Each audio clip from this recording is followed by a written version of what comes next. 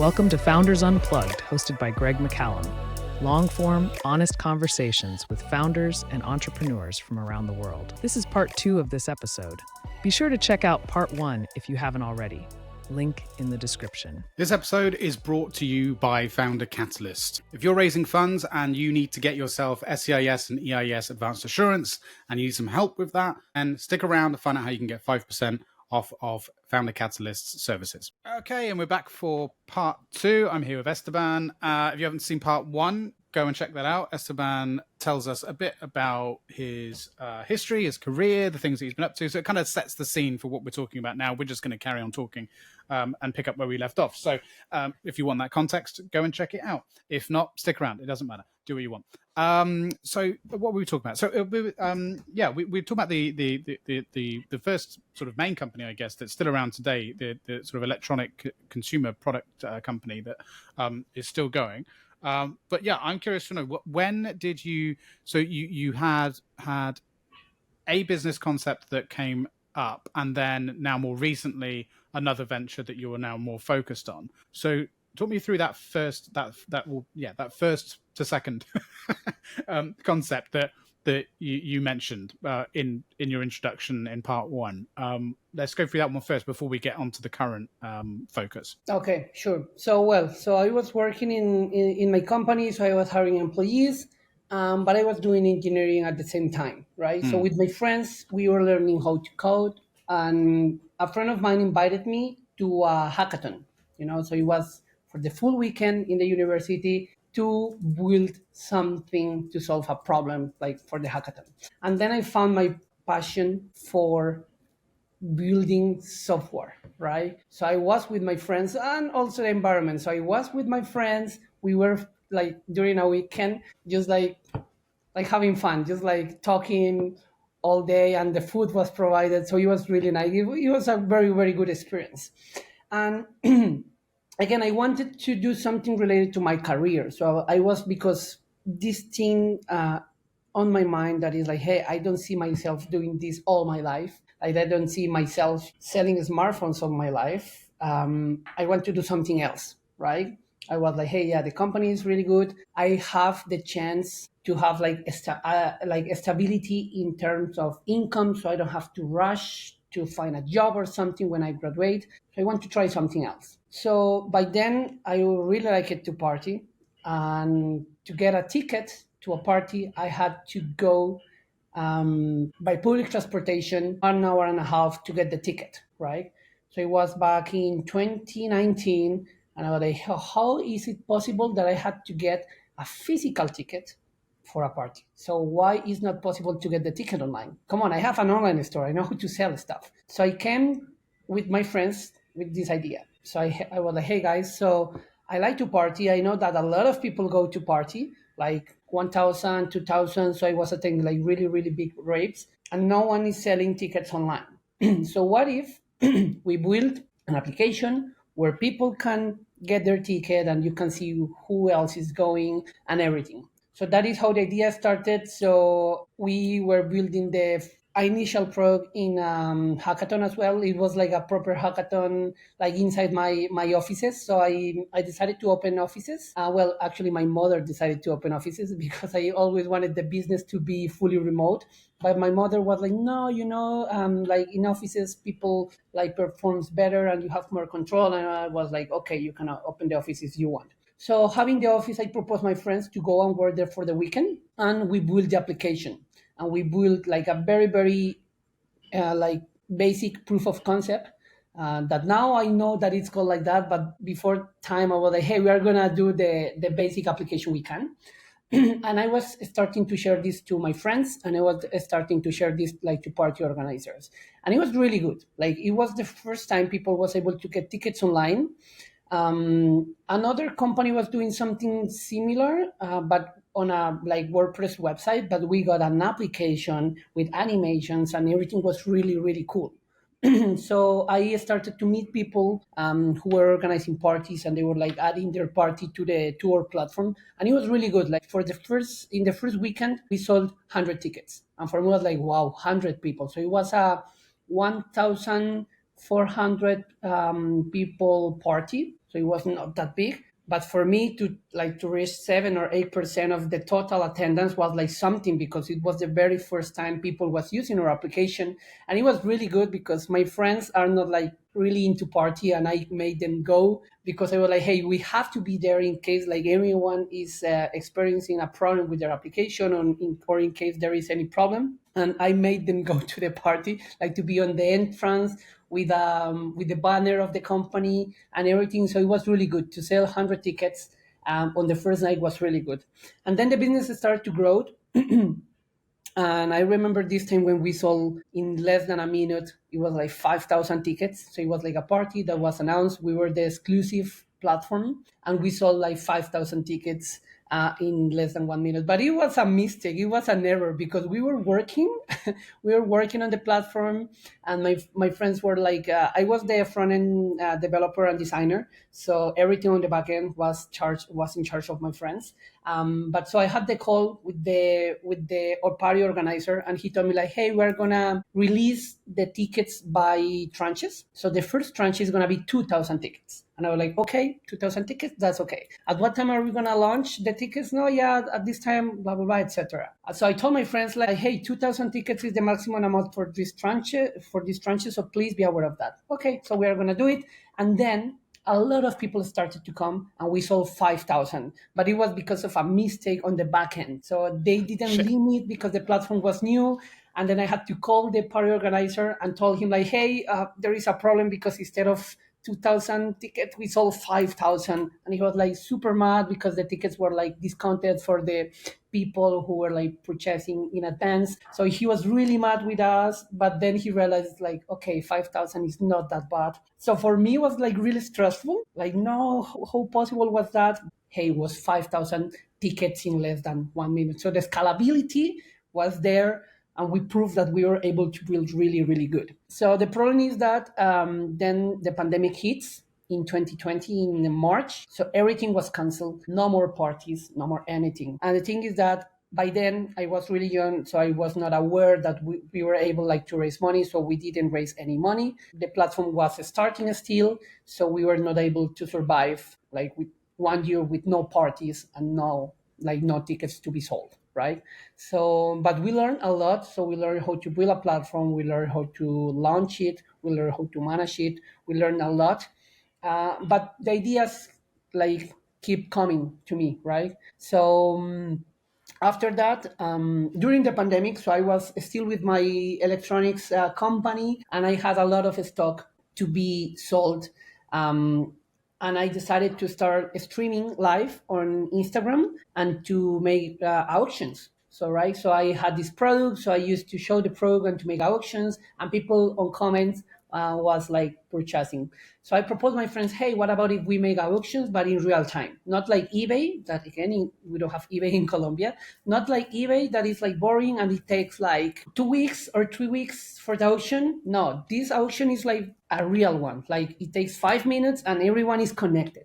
So we built the platform, and it was again like really, really nice. So when we launched the platform, as I already got some traction with Instagram and my company, so in the first auction we got like 1,000 people registered, 1,000 downloads, because again we were doing some efforts on my Instagram and on the company's customer base, and it was really good. So like we opened it for crowdfunding. So we opened the company this auctions platform for crowdfunding, and people started to invest in the company, and we got some runway.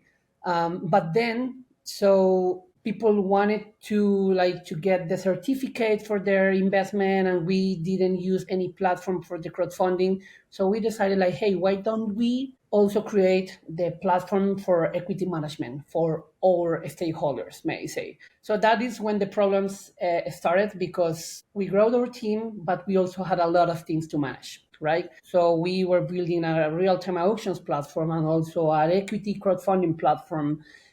And the team started to be like burned out, like to be overloaded with a lot of work. And also the problem is that we were managing things without being aware of the legal stuff. So even though I hire a lawyer, like we really needed internal management of compliance and well, all the legal stuff, regulations, because we were like capturing money and everything. So after a year working on these two projects, we decided to close the company.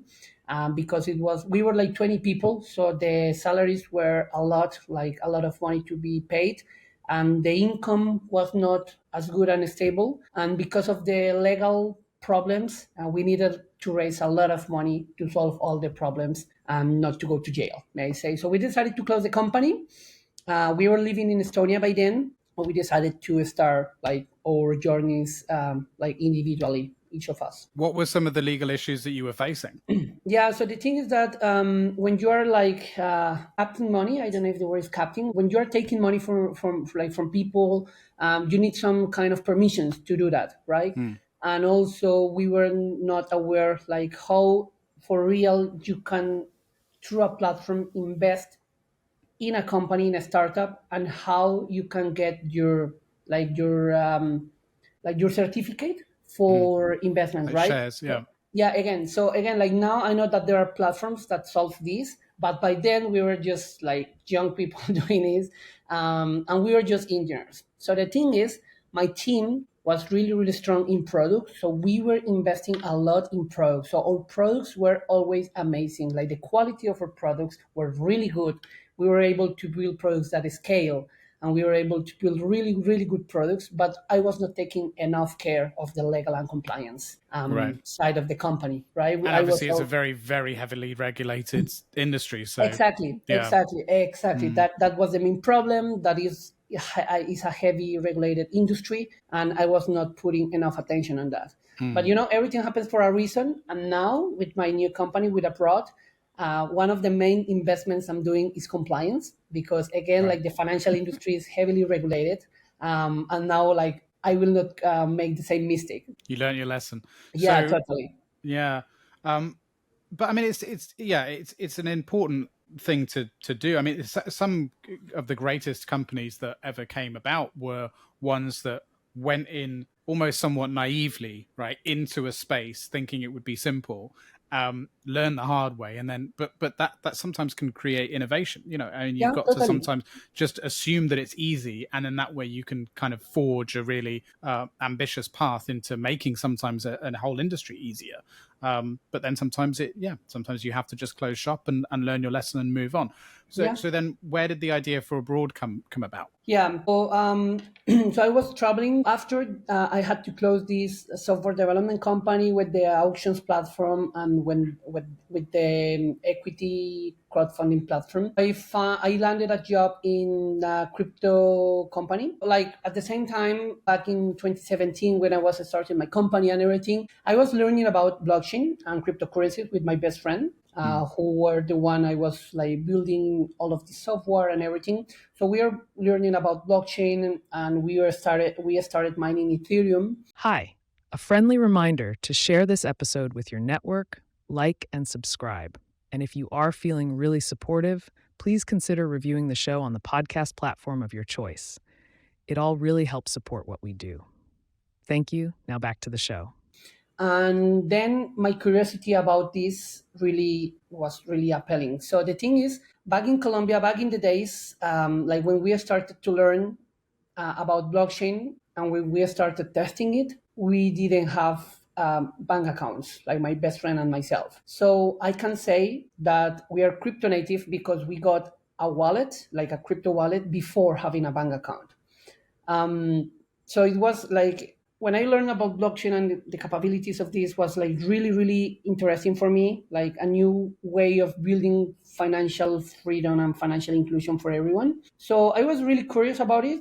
And then I landed a job in a cryptocurrency company for payments, right? So it's a payment gateway for crypto. And I landed that job and I learned a lot. And the challenging part, well, not that challenging, was that my salary was paid in crypto, right? So, when you are like for all your life, when you manage like traditional currencies, like having Colombian pesos and like the money, like having your banks, having your cards, when someone told you like, hey, I want to hire you, I want to give you good money, I want to give you good salary, but your payment is in crypto. And I know all the technical like base of crypto and blockchain, but in real life, like, hey, how can I pay it with this money, with this cryptocurrency, my bills, and how can I pay for my rent, right? So it was really challenging. I was thinking about it, but I was like, in order to learn, I have to jump and I have to do it. So I accepted the job. I started to receive salary in cryptocurrencies, and I decided to learn. So it took me a while to learn about platforms. So it took me a while to learn about how to manage everything. Back in the days, it was not as easy as it is today. Like, for example, today you can deposit crypto in a wallet, and the wallet is connected to a card. Back in the days was not as easy as, so I had to use peer-to-peer platforms. But well, I learned how to handle the situations, and I learned how to like manage my money in crypto. And I decided to like invest in crypto and to manage all my money in crypto. So now I can say that, and this is not financial advice because it's not really really good recommendation. 95% of my wealth is in cryptocurrency, and I know everyone told you like, hey, crypto has to be like at most 10% because it's really risky. But I'm fully in this industry, so 95% of my money is in crypto. When you have this situation, it's not as easy to use the money in real life, right? So you have to use platforms and a lot of that are really time consuming for using the money in real life. So I have to go to a platform, I have to deposit the money, then I have to like do the trade with someone else. But sometimes like to withdraw money to the bank, it takes like 4 or 5 hours, like during the chatting, and like if you need a specific amount, you have to wait for someone to offer the specific amount, or you have to do it by tranches. So it's really time consuming, and it's a bit risky as well. So when I was traveling again, I went to Brazil, and I was there like on the seaside, and I wanted to get some food. And on the streets, there was this lady offering like lunches. It was like £3 maybe in exchange, but she didn't take cards, and I had like cash, and she didn't have enough cash to give me back, and she only accepted Pix, that is a local payment in Brazil. And if you come to Brazil, you will see that everyone out there is accepting Pix. So Pix is a payment system, like the government implemented to make the country cashless, right? And 80% of the population is using it. So you will see people on the streets asking for money with QR codes. You will see street artists or street vendors using QR codes. So the adoption of this payment system has been really, really high. Is that high that people stopped using cash and accepting QR payments with Pix. So when I faced this problem, I wanted to pay. I was hungry. I wanted to get my lunch, and I wasn't able to pay because like the lady didn't accept card, um, cash either, and she only accepts Pix. But Pix is only like reserved for locals. So locals are the only ones allowed to use it. Foreigners like have no option. So then I started to explore. I came back to my Airbnb, and I started to search if there was any platform that was allowing me to use Pix like as a traveler, right? And on top of that, I was having my money in crypto, right? So just to add a layer of complexity. So there was not something by then. There was a solution that was starting, but the user experience and the user interface was really, really bad. So for me, it was like, okay, there is someone else thinking about this problem, but their solution is not really good. I'm sure that with my experience before, like building all of these platforms, I can do something better. So then I started to do my research. So it took me like 8 months doing a proper research, like, hey, why is not there a solution like this? Why is not happening? What's going on? And then I traveled again to, well, not again, but I traveled to Southeast Asia. So I was able to go to Vietnam. I was able to go to Malaysia. I was able to go to China, and I started to see that QR codes are everywhere in Asia. So like, hey, the QR code payment is something that is happening and that everyone is like starting to use and adopt. And then I decided to start the company, to say like, hey, before starting the company, I started to ask some people like, hey, when you travel, you face problems while to pay? And I was in an event, and a lot of people was telling me like, hey, like, yes, I cannot pay on the QR codes because it's only for locals. So would like to have a solution for that. And yes, I asked like 20 people, not that many people, and I did my market research with that. So with 20 people in an event, and also like doing some market research on Google, like about the companies, about a proper like a potential solutions out there in order to to solve this problem. But there was nothing like similar. And well, I was like, hey, why not to try another company, and let's to try again to build something new and something people want. And this company is called Abroad, and but the first name. So here in Brazil, if you are a foreigner, you are called Gringo. So Gringo is like for the Americans, but here in Brazil, if you are from outside of Brazil, it doesn't matter if you are Colombian, if you are British, you are called Gringo. So the first name for the company was Gringo Pay, like the payment for for foreigners. But then I switched the name to not cover only Brazil, but to cover many countries around the world. And I found that there is no company called Abroad. And I was like, hey, that is a good name for a company because it's beautiful, it's easy to remember, it's easy to understand, and it's like you use this system when you are abroad, because when you are at home you can pay with the system you know and you trust. I've got to ask you, like you strike me as someone that has a lot of ideas, right? I think we have that in common, and a lot of founders I know, we all have that in common. Where no matter where you go, your brain is always like, "Oh, what about this? Oh, what about that?" Yeah. How do you decide which ones are worth investing time and energy in versus, okay, this is just another stupid idea, like, you know, or write it down, come back to it later? Like, how do you figure that out? Because it can be quite overwhelming, can't it? Yeah, so when it's a problem that really hurts me, and when it's hurting other people. So when it's a problem that is like that can affect a lot of people, right? So of course I've seen a lot of ideas, and actually while working on Abroad, like more ideas have come. And with my co-founder, that is Holland, my best friend, we talk about like, hey, what about if we build this? No, but we have to focus, right? Right. So yes, but I will say that I took this idea because it's a problem that I am experienced myself, and I found validation by asking other people. And for example, when I told the idea to some people, they are like skeptic because in their environment, for example, if I told this to someone living in the US or living in the UK, they are like, hey, but they are not taking cards. Why? Because cards are taken everywhere, right? But when I talk about this to a person that is living in Latin America or that is living or traveling to Southeast Asia, they say like, hey, yeah, this is a solution that I was looking for. So for example, I told the idea to an Australian guy that, well, I just shared the idea, and he told me like, hey, I was traveling in Southeast Asia for 6 months, and I would have loved to have a platform like yours, because I was struggling to pay there because I wasn't able to pay with QR codes, right? And I had to carry cash everywhere and etc. So when you meet people that have experienced the same problem, and when it's not just like one or two people, but when it's a lot of people, then you understand that there is something to do. But even that in of itself, I mean, that's obviously, I would agree with the absolutely the smart move to take, to get some sort of validation before deciding to pursue something any further. Yeah, totally. But even that in of itself is challenging for a lot of people. But if you have lots of ideas, how do you know which one to even go out and attempt to validate, right? Because if you can have a lot, and it's just like, and that takes effort and that takes time and energy even to do that. Like how. So what was it that made you decide, okay, this is the idea to go out and speak to people about, as opposed to, I don't know, some other random idea, you know? Yeah. Do you know what I mean? Yeah, of course. Yeah, so the thing is that this idea never stopped like being in my mind, you know, like some Right, so ideas. it was kind of haunting you. It was Exactly. eating away So at you. Yeah.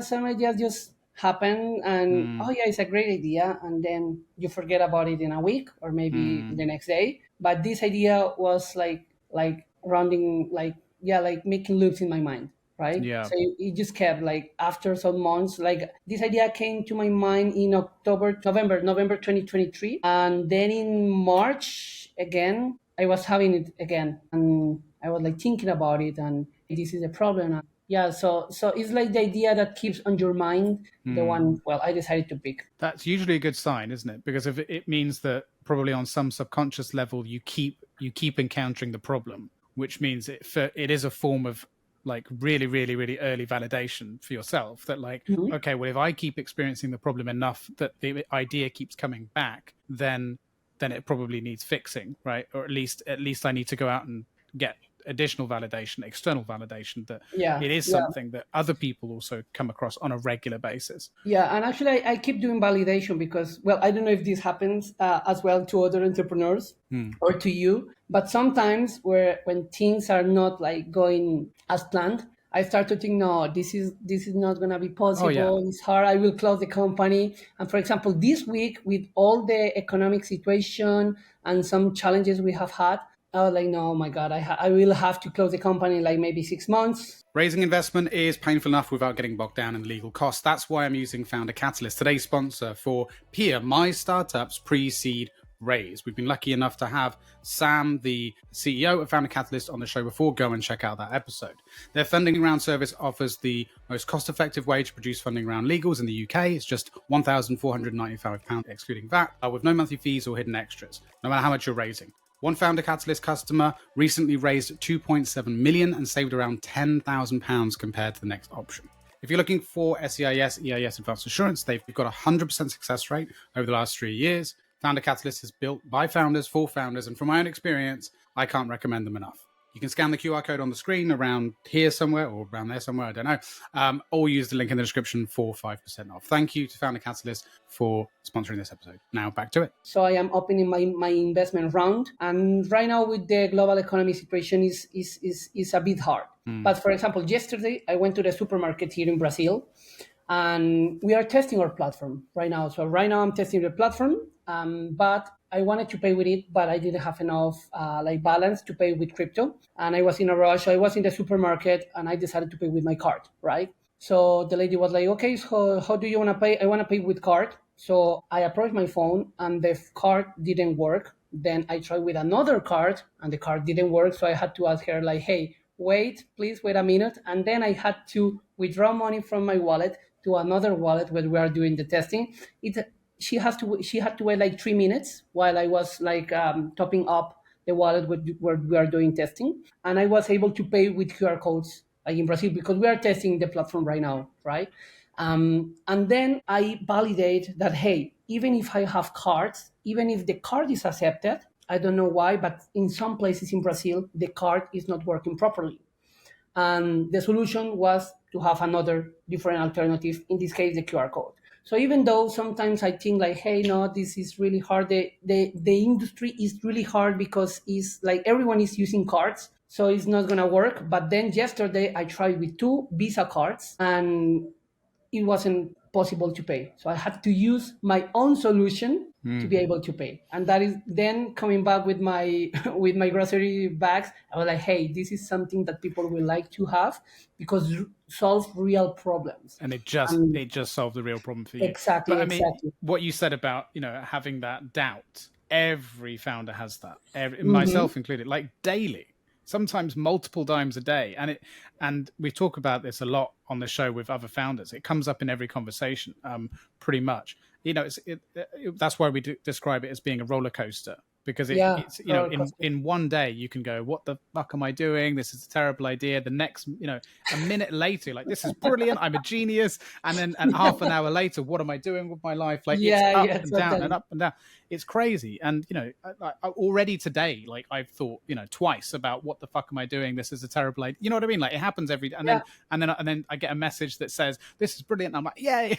It's a nightmare. But yeah, I mean, that's why I think it's so important to put the idea out there and to start moving on it. Because if you're only going to know once, like you experienced, once you have maybe started making progress on it, and you can see either other people are going, this works, this is really useful, this is the use case, or you experienced the use case yourself personally. So, but yeah, to make you feel better, we all have it, man.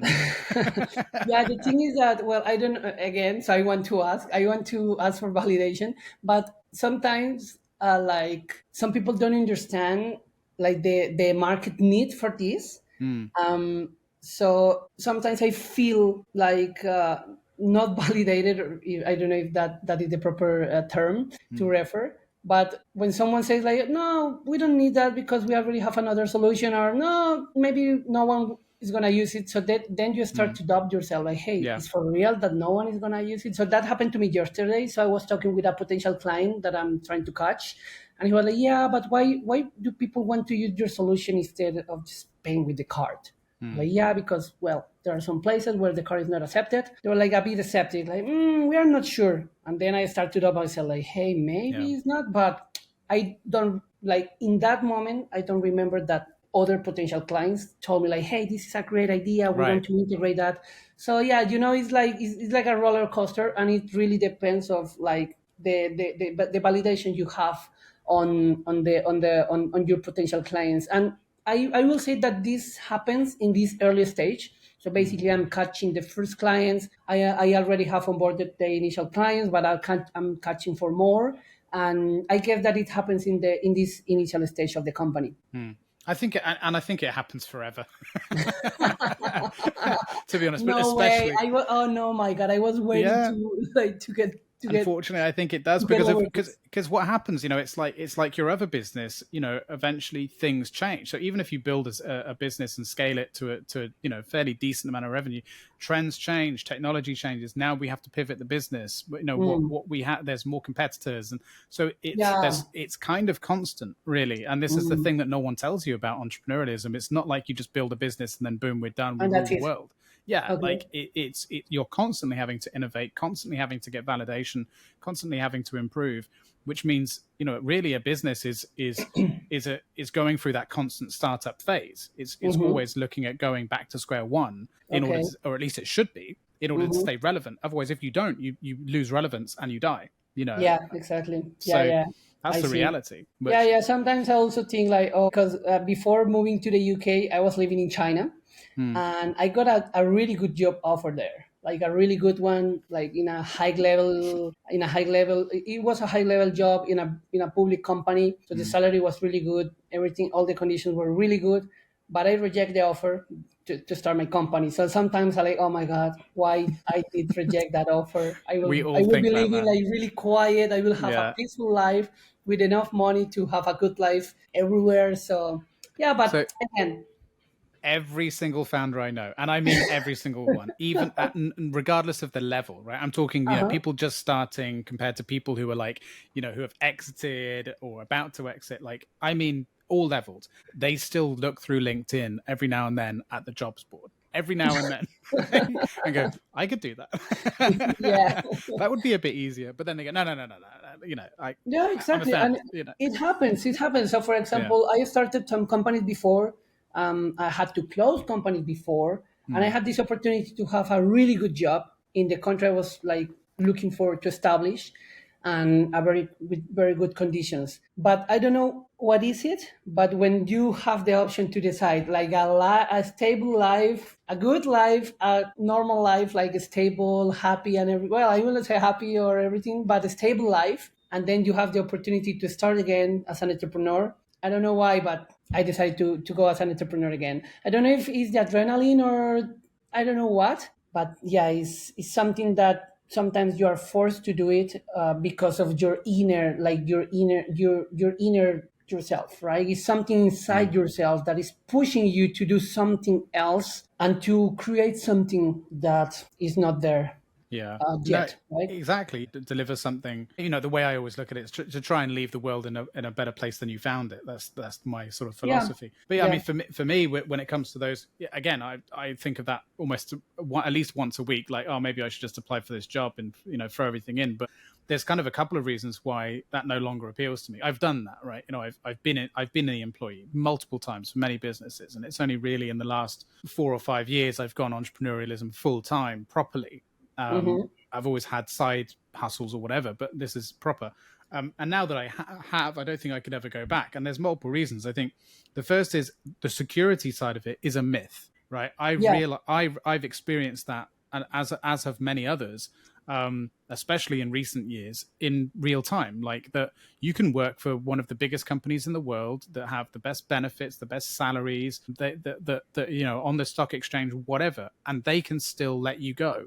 The business can still fall, things can go wrong, everything's vulnerable, and so is your salary. Everything is. And so there's that. And then there's the idea of wanting to be able to build something. But I look at that and I just think, well, if the business is going to fail, I want to know that at least I have the control to either make it, fail or succeed. Like, I have more input on that. to a point. Obviously, once you scale a business at a certain point, you have other people that are influencing it just as much, if not more than you eventually. But still, it's like we started this, we presumably have more impact on whether or not this business is going to fail. I don't want to just get an email saying, I'm sorry, but the business is failing, you're now redundant. I want to make that decision, like the business is having to close or not, and know that I did everything in order to try and make it succeed. So there's kind of an element of that. I just realized that the illusion of security isn't really there, in a full-time job, and once you realize that, you're just like, screw it. It doesn't matter. Let's just do it. Like, what have I got to lose, Yeah, exactly. And money isn't everything either. It happened. It happened the same to me, because when I got my job in this crypto company, I was like afraid of like being fired constantly. Like, hey, there is a call with HR. Oh my god, what I did wrong. So it's always like this, like being afraid of being fired or something like that. So it's that kind of situation. Like being an entrepreneur is like being afraid of not having enough money to extend the runway. So you can pick what you want to be afraid of, right? Right. But the thing is, you can do something about it, right? In theory, it's like, okay, I'm afraid of this. Okay, then in that case, if this is causing me anxiety, I need to go and do something to solve it. Whereas if it's just like, I'm afraid of being fired, or we haven't got enough leads to close enough business to meet targets, it's like there's another team that deals with that and that and that. I can't really influence that. I can only influence what I do and the amount of work I put in. But ultimately, you're reliant on everyone else to the whole company to succeed and do what they need to do. And that's I don't like that that reliance. I mean, I suppose you can still say the same thing about your own business. At a certain point, you rely on everyone else to do their job in order for the business to be successful. But at least in that case, if you're just a cog in the machine, it feels like you're far more disconnected from actually having an impact. And plus, if you're an innovative person, which you are, you can come up with great ideas. You can come up with really unique things for the business. You don't get any credit for it. Yeah. Like, it's just, you put it into the business, they take it, they make money, and it's gone. And it's away from you. You're not going to get a bonus or a pay rise. Like, and I think for entrepreneurial minded people, that can be really disheartening and really demotivating. Yeah, for me it was like that. So again, like I always have like this creative mind. And when I was working in this company, I always propose ideas like, hey, why don't we do this? Why don't we create this? And like the managers are like, okay, yeah, we will see if we can. And that's it. And what I propose is really valuable, and like the team was validating everything, like the rest of the people was validating, like, hey, yeah, it's a good idea, we can start doing something like that. But then the head of the managers and the heads of the companies, well, of course, are thinking something different. So when your voice is not listened, I think that is what motivates myself the most. So like not to be listened, not to be like heard, right? Well, and there's also a game being played there, right? Which is a game of egos quite often, where if you have people that aren't innovative and aren't creative in positions of managerial positions, and then they have someone in their team be that way, then their ego is hurt. It's like, well, we can't have you rise above your station. We can't have you coming up with ideas because that makes me look bad. If you're coming up with this, I need to be coming up with these ideas. And so if I can't steal it or make it look like mine, I'm just going to tell you no. And so there's also that game that gets played in some companies I've been with, and I know plenty of others that have that, where you're dealing with people's egos because they're jealous or whatever, right? Or they're just playing a political game to rise up the ranks and, kiss people's asses and whatever else. And I just don't want to play that game, man. Yeah. Like I played it and I just don't want to play it anymore. It's boring. Yeah, you are right. And also, for example, myself being, well, not that young but not that old. So for example, when a manager is older than you and you are younger and you propose these kind of ideas, they're like, hey, but this idea comes from someone younger and with less experience. So that is this ego you mentioned.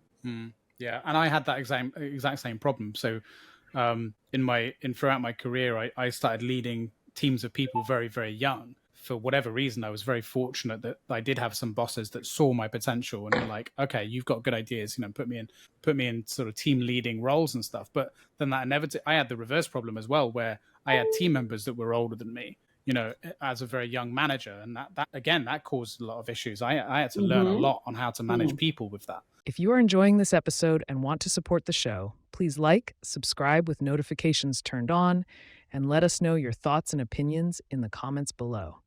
This lets YouTube know we are doing something right. Back to the show. That was a useful exercise, but man, was it difficult. Like Yeah, trying to manage I people imagine. sometimes twice your age. And they're just like, who the fuck are you trying to tell us what to do? We've been doing it this way for 10 years. Don't tell me how to change it, that kind of Yeah. thing. And that's really frustrating too. But yeah, I don't think I could do it. I don't think I could do it again. I've always said if I do end up going back into the workforce, it would be something really, really different, like really fucking crazy. Like, I don't know, like an ice truck driver, those ones that drive trucks across the ice, in Antarctica, something really mad, like working on an oil rig, or just something crazy. Yeah, me too. Like, like these ideas comes to your mind, like, hey, if I close my company because I don't know any reason, I want to do something else, like maybe opening a restaurant or a cafe or something like. Oh no, don't do that. I worked in hospitality. Do not do that. No, again, like these are just random ideas. Yeah. But then I was like, oh no, I don't see myself, like, because it's a really challenging work, Yeah. like it's a lot of effort, a lot of time, like customer service is really hard, like to manage people, as you mentioned, and to make everyone happy is really hard. So I do admire people who have like restaurants and to have like cafes, because it's a really, really challenging really like hard. job, and like company and business, may I say. Yeah, I think it's real hard work, to be honest. Yeah, it's when really we hard. think about what we do, and I think about hospitality, I think about construction, I think about Yeah. just infrastructure as a whole, right? Whether it's people working on oil rigs or firefighters, and it's just like, man, we don't really work. Like, we sit in front of a computer, like, you know what I mean? Like, what are we really doing here? We don't have any right to complain. I almost feel bad that we've spent the last half an hour moaning about what it's like to be an entrepreneur. It's like, come on, we've got it. We're coming from a place of entrepreneurial privilege, but that's hard work. Like, that is really hard work. I want to highlight that these kind of people who wake up every day to work in this profession. Yeah, I do admire that kind of people. Yeah. But and I've done it before, and it's very rewarding. How did you navigate, like, just really quickly before we wrap up, the fact that you were quite young and going into these roles and building businesses, especially like when it came to client relationships, like coming up with partnerships and that kind of stuff, like, how did you navigate that in a way that people would ultimately take you seriously and listen to you? Did you find a technique? Did you have to, what did you learn to manage that? Well, it has been a hard way of learning, because of course when you are young you don't know some manners on how, like, for example, the corporate world works, right? Like what the etiquette is, what the rules are, kind of thing. Exactly. So to be honest, I've learned that, like, doing it. That is my way of learning stuff. I do it, I fail, and I crash, and then I say, like, okay, next time is not gonna be the same. So be sure that I've lost a lot of opportunities because I don't know how to, like, approach someone older than me, or I don't know how to give the proper answers they're waiting for, right? So as I'm becoming older and with more experience and with more, like, learnings, now I know how to handle better the situation, but it still keep happening, right? Of course. So but now the thing I used to, like, to close deals and to manage these situations is, like, letting the solution speaks by itself, right? So instead of, like, letting your ego, like, hey, we are building this because we are the best, just like, hey, try your product, try your solution, and you will see what we are talking about. And that has worked. So, for example, last week we were, like, having this testing with this client. Well, now client, by then was the lead, and we were doing the test, and we were telling them, like, so we built this platform for you, and just try it. And they were impressed. They were really impressed. Like, hey, you are the first, like, provider we have seen that is capable of doing this. So basically, the testing was having a wallet on USDC, like with crypto on its own, and being able to send money to a wallet in Colombian peso. So basically, just to make you aware of what is happening. So basically, younger generations like myself that have money in cryptocurrencies can send money to people who is not in the crypto industry. So basically, I can send cryptocurrency from my crypto wallet to my mom that, or my father, that doesn't have a clue about like how to open a crypto wallet, because I'm sending money to their wallet, the wallet they know and the wallet they use and the wallet that everyone uses in the country. And basically we were doing this in less than 3 seconds. So to connect these two kind of technologies for them was like impressive. They were looking for that solution, and we were the first and only provider right now that is able to do that. So they were really impressive. We're really impressed. So just to like handle these kind of like conversations, to be very polite, and also to hire people older than yourself, it helps. So for example, right now, a month ago, I just hired my operations manager, like the business manager, and she is like 8 years older than myself, right? And I also hire my legal and compliance officer, and she is like 5 years older than myself.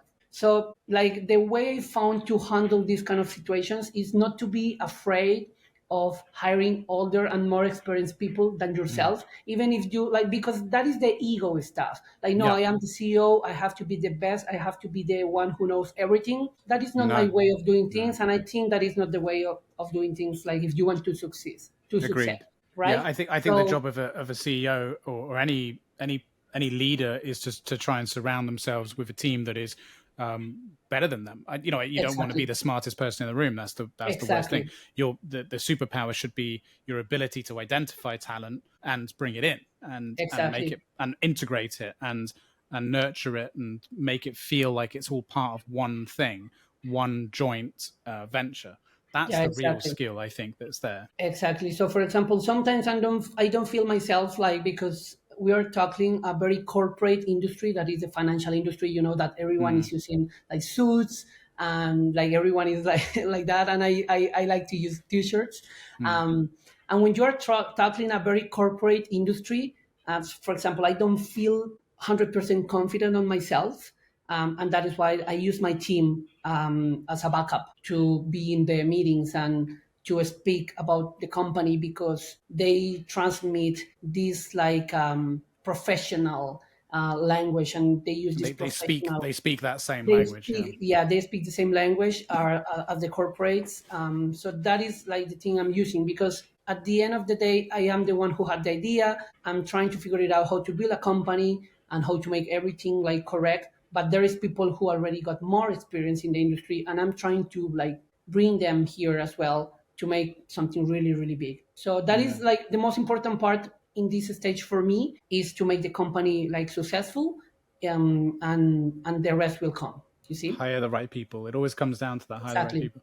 I suppose on the flip side, though, it's worth saying that I think that you can have a certain level of confidence in yourself because, as well, because of your area of expertise is solving that problem. Yeah. No one necessarily expects you to be Hmm. the expert on all things financial. So you can still, I would say to you, you should still be able to walk into the room with these financial experts or whatever and still say, look, my expertise is this thing. You don't know that thing. I Yeah. do. That's Yeah. why you want to buy this product from us. Your expertise is this thing. We know enough to make those two things come together. And I think you can have a certain Hmm. level of confidence with that. Like that's Yeah. how, Yeah. you Totally. know what I mean? Like that's how I've kind of approached selling things often into spaces that I'm not familiar with. It's just like, I understand everything about this problem. Might not know everything about your industry, but I know everything about this problem. And I've taken the time to do that and build something. And here it is. Yeah. Do you know what I mean? And I think that's Yeah, okay. totally. It happened to me. So this company that wanted to hire me in China, so I told them like, "Hey, sorry, but I will start my company." So they decided to give me a consultant role. So they were like, "Hey, just work 10 hours a week and just give us feedback about what we are doing as a consultant." So it was not like a full time job. And I'm like, okay, I want to keep connected with you because it's a financial company in China, really big, and that I will need in the future, or yeah, in the future, for my company to succeed as well. So the thing is that I was talking with like the manager of the project, and she was telling me that like, hey, Esteban, you don't have experience in the high-end banking industry. And I was like, yeah, I am aware of that. And I started to feel bad about myself, like, hey, yeah, I don't have experience. But then she told me, but that is why we want you, because you don't have the limitation that the people who works in the industry have, Right. Some and you bad have habits or something. another, and exactly, bad habits and limitations and everything, but you have another, like, you are another source of like insights and your vision and your way of seeing things, and because you are not limited by the industry and like by the limitations, that is what is really useful for you to do, right? So what you say is exactly like what I am confident about. When you are not aware of all the limitation and challenges an industry is expecting to have, you are able to move faster and to do things differently, right? So that is Yeah. what entrepreneurs can benefit of, like not being in that role of like corporate at like very high level and just doing things as we know, as it comes, right? Yeah. It's like right now it seems to be very popular to criticize entrepreneurs for getting involved in things that they are not experts in, right? Not to go into detail, but that's the world we're living in. Yeah. And my pushback to that is, okay, that's a valid concern, but the thing you need to understand is entrepreneurs, especially ones that have been highly successful, have done so because they are very, very good at finding unique solutions to unique problems. So putting them in any industry and asking them to do that, if they've shown that they've been successful at that multiple times, is clearly a good idea, because it's taking a new, fresh look at something and coming into it in a way that wouldn't be approached by people who are institutionalized in something. So that's always my pushback, and that's obviously a big topic right now. I'm just like, come on, you can't expect everyone to be an expert on everything. Sometimes you need someone to be the expert on a problem, on solving problems, if you want to solve a problem. You know what I mean? Otherwise, if you have an expert in something, they're just going to think, oh, well, that's the way it is. You know what I mean? Because they understand it too much and they accept it. You don't get disruption like that. You get disruption like with that. A bit of naivety is how you get disruption, at least in my view, anyway. No, that's right. That's right. Well, there you go. Listen, man, we've managed to finish the show already. Like I told you, it goes quick. So I'm going to let you go because I know you're really busy and I've taken up all of your time already. But man, it's been really good speaking with you. We're going to have to do it again because I feel like I didn't manage to ask you even half of the questions I wanted to ask about you and the things that you're doing and stuff. So we're going to have to catch up again soon. I will take that word. I will take that word. So let's catch up again in 2 years to see how things are going, to see what happened. If we're all still here, we'll see. If there's not an alien invasion or something. But yeah, I'm going to put your LinkedIn profile in the description of this episode, the website to Abroad. Anything else you want to shout out? Anything else you want me to link to? Yeah, sure. So, well, first of all, thank you so much for the invitation. I love to being in spaces like this where you can motivate others. So, for example, there are some people who is thinking about starting something with this idea, or maybe there is another entrepreneur who is like not sure about the idea or growing or with doubts.